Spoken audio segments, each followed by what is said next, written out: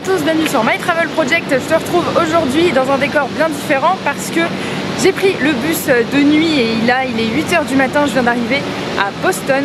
C'est le week-end de Pâques, donc là on est vendredi matin. Donc je suis à Boston vendredi, samedi, dimanche et je repars à Montréal dans la nuit de dimanche à lundi. Donc si tu ne le savais pas, je suis déjà venue à Boston il y a 4 ans, mais j'étais avec des copines et on avait visité, mais pas tant que ça finalement. Enfin on était aussi quand même pas mal venus pour faire la fête, qu'on se le dise. Donc là je viens quand même plus dans un optique de visite, surtout que là il fait 19 degrés et il est 8 h du matin. C'est quand même très cool parce que là actuellement à Montréal il fait, bon, il fait 10 degrés donc c'est pas trop la mort, mais il pleut. Donc je vais quand même profiter de ce temps-là pour visiter. Là je suis à côté du Boston Common et je vais aller vers le centre-ville de Boston. Donc je t'emmène avec moi, c'est parti.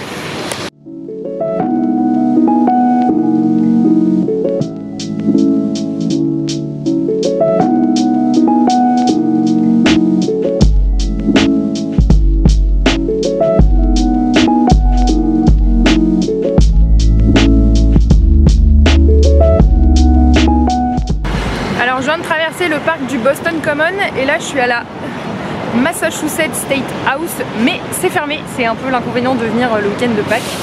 Donc je pense que ce qu'on va faire, c'est qu'on va suivre le Freedom Trail. En fait c'est une ligne rouge qui est tracée dans les rues de Boston et qui te permet de passer par tous les monuments historiques de la ville et c'est gratuit et donc ça on aime bien. Donc on va faire ça maintenant.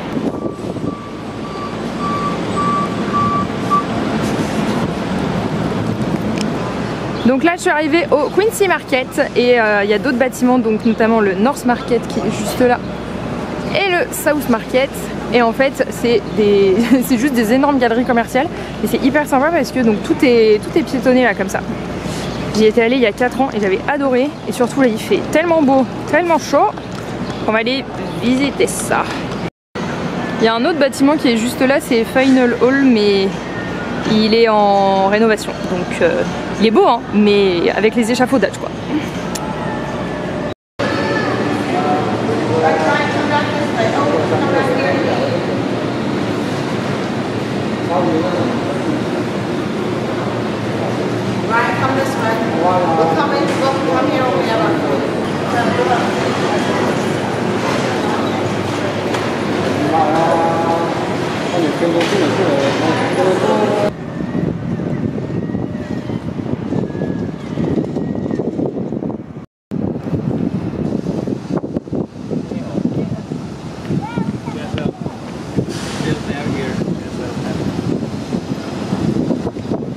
Comme ça, on a l'impression que je suis à Los Angeles, il fait 35 degrés, mais en fait pas du tout. Mais c'est pas grave, on kiffe bien quand même.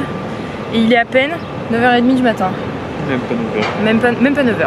Il est même pas 9 h. Et là, je suis sur le port de Boston. Il fait 19 degrés. Et ça fait trop du bien. C'est très cool. Je pense qu'aujourd'hui le programme va être light parce que dormir dans le bus c'est pas le sommeil le plus réparateur. Et mais on a 3 jours sur place pour visiter, donc on a quand même encore pas mal de temps. On va quand même essayer de profiter aujourd'hui parce que là il fait beau, mais apparemment demain et après-demain il va pleuvoir. Donc on va visiter, mais bon voilà, au dernier moment si la fatigue se fait ressentir, on va pas forcer. Ouais, du coup pour cette vidéo sur Boston, en même temps je voulais te parler un peu du budget pour Boston et tout ça, parce que là pour le transport et le logement j'ai quand même trouvé des trucs pas trop chers. Donc si tu veux partir dans une ville des États-Unis pour moins cher, je vais essayer de te donner mes conseils de visite à petit budget ou pour dépenser moins tout au long de la vidéo. Donc déjà pour le transport, donc là moi j'ai pris un bus de nuit à l'aller et je vais aussi prendre un bus de nuit au retour. Ça m'a coûté 150 $ aller-retour, toutes taxes comprises, donc c'est quand même franchement pas si cher que ça. Moi je suis en Airbnb dans le quartier de Dorchester, donc c'est à 25 minutes à peu près en métro du centre de Boston, et j'avais un crédit de 60 € sur Airbnb, ce qui m'a quand même permis de payer moins cher. Donc ça c'est une bonne astuce, partage ton code de parrainage de Airbnb, Booking et tout ça avec tes potes, parce que dans ces cas là la personne à qui tu donnes ton code de parrainage elle gagne de l'argent et toi aussi t'en gagnes, et à la fin tout le monde est content et tout le monde paye moins cher. Bon je te laisse, je vais prendre un peu le soleil et je te retrouve tout à l'heure pour la suite de la visite de Boston. Il fait tellement beau. Moi j'en reviens pas de cette herbe là toute verte. Je sais c'est con à dire, mais à Montréal c'est encore marron dégueu, donc Là, je suis un peu choquée.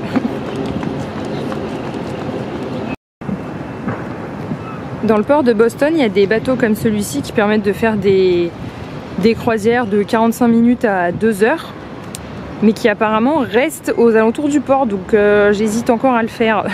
Je sais pas en fait si ça vaut son prix de 27 $, si c'est pour rester dans le port.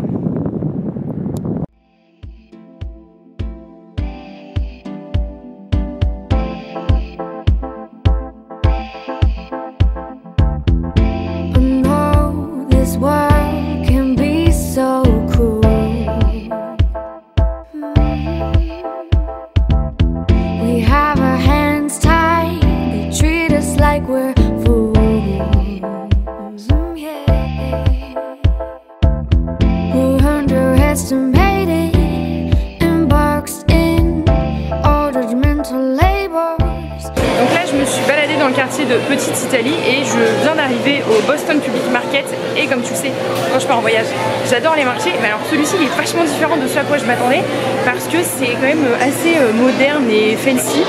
Il y a vraiment plein de stands différents, que ça soit de la bouffe, que ça soit des légumes, c'est intérieur et extérieur aussi. Je trouve ça très cool, mais c'est vraiment assez moderne. Je m'attendais pas à ça, je suis agréablement surprise, hein, mais je m'attendais quand même pas à ça. C'est vraiment hyper moderne, c'est très bien éclairé et puis on s'attend pas du tout à un marché de fruits et légumes en fait. On retrouve le Freedom Trail, donc qui est littéralement là de la même couleur que les briques d'à côté. Mais après, hop, il continue. Et si tu le suis comme ça, tu peux voir pas mal de bâtiments historiques de Boston.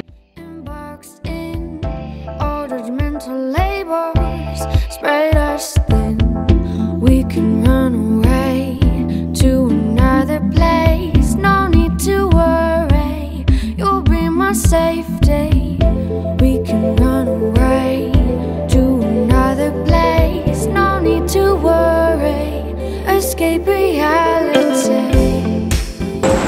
Bon alors moi comme je me balade beaucoup quand je visite une ville, là je savais plus où j'étais, donc moi j'utilise Here We Go Maps, enfin Here Maps pour regarder où je suis quand je suis en mode avion.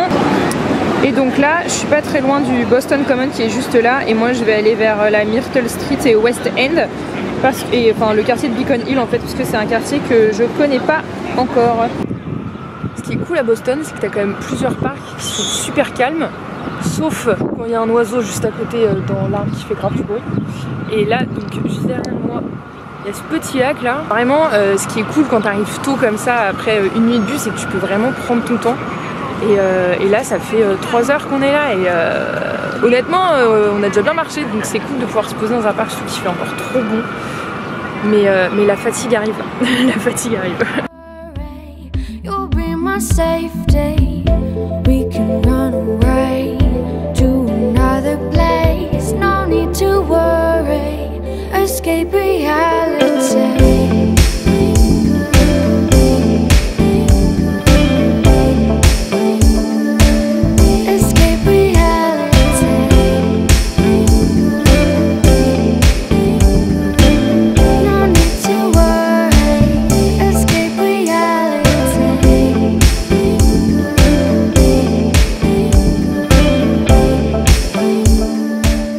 Quelques heures plus tard, après avoir dormi, après m'être installée dans mon Airbnb, je suis au niveau du port de Boston, mais à une autre partie que celle où j'étais tout à l'heure, et je suis en train de chercher un rooftop pour avoir un peu une vue sur la ville.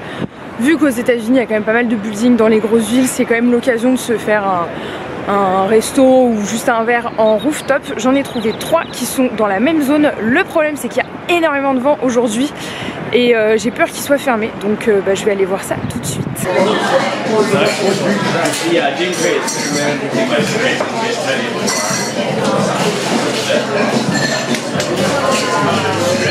Finalement on a bien trouvé un rooftop, donc là je suis sur le rooftop du Yotel, donc oui c'est un hôtel avec juste Y devant, c'est un peu bizarre. Et en fait on a une vue sur le port de Boston et sur le Financial District, ce qui est vraiment sympa. La bouffe est vraiment bonne, alors après bien sûr comme c'est un rooftop et que c'est les États-Unis c'est un peu plus cher que prévu, mais en partageant 2 petits trucs d'apéro et en prenant chacun un verre, bah c'est pas si cher que ça finalement, et puis surtout tu profites de la vie, donc ça c'est quand même cool. Et là je pense qu'on va faire, c'est que je vais retourner sur le côté vraiment ouvert de la terrasse à l'extérieur pour voir un peu la vue. Et après je vais continuer de me balader sur le port de Boston. Donc je te laisse sur ces images pour aujourd'hui et nous on se retrouve demain pour le reste de la visite de Boston.